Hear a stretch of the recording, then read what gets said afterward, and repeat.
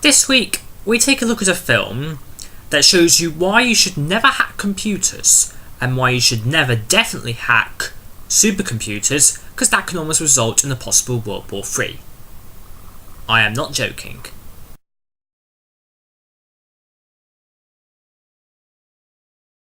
The War Games stars Matthew Broderick, who plays David, a high school student who has a knack for hacking computers and is a whiz kid at computer games. Just a shame he can't apply that to science. But anyhow, yes, he hacks computers for a living. Well, not quite for a living, he does it when he wants to. And in this instance, he used it to change his science grade from F to something higher.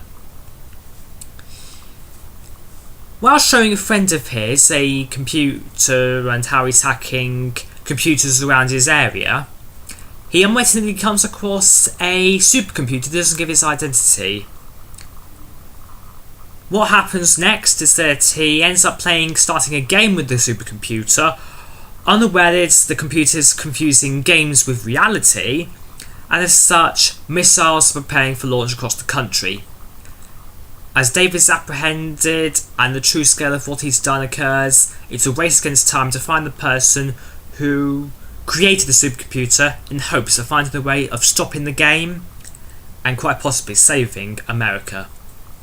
I was first introduced to the War Games by my college lecturer, because we just finished a project in which we created a TV show that is set around the time of the Cold War.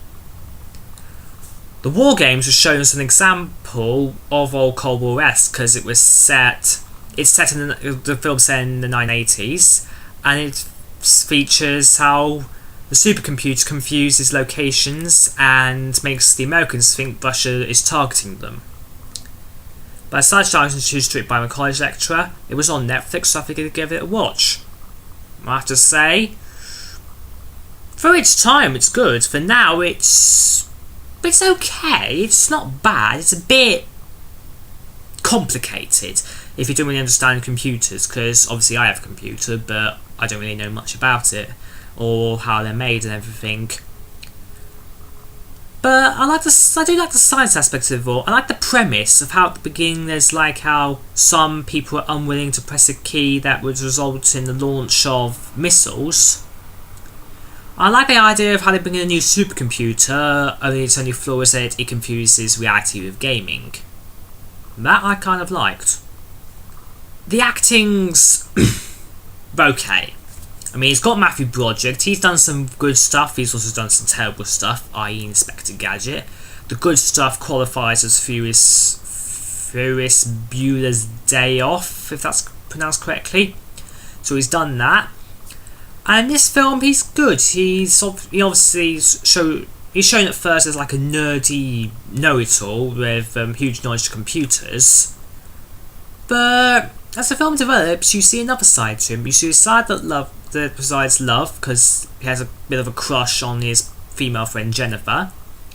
And he also realises the consequences of his actions, of how hacking can result in what results in the film, if that makes sense.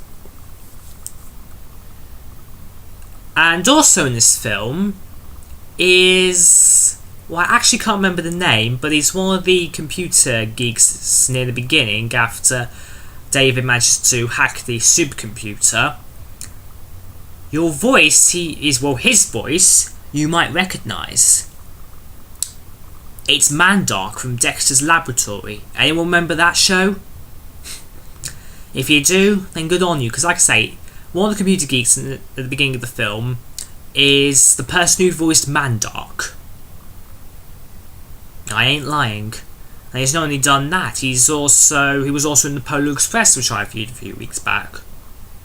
Another thing I usually like, and something I don't usually talk about in a review, is the pacing and how everything flows.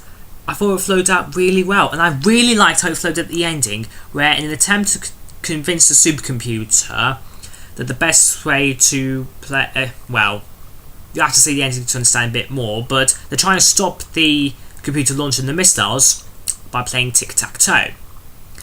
And it works first, so it shows going into a whole stalemates and draws, and it keeps getting faster and faster and faster as the missile launches grow closer and closer. It's a desperate race to try and stop the launch. I won't spoil to you what happened, but I like how the whole tic-tac-toe idea is all sped up. So on the whole, this film, it's okay for its time, it's okay for now. It's not exactly exciting or inspiring, but the premise is interesting and the acting is kind of good. So I say, give this film a watch. You might be pleasantly surprised.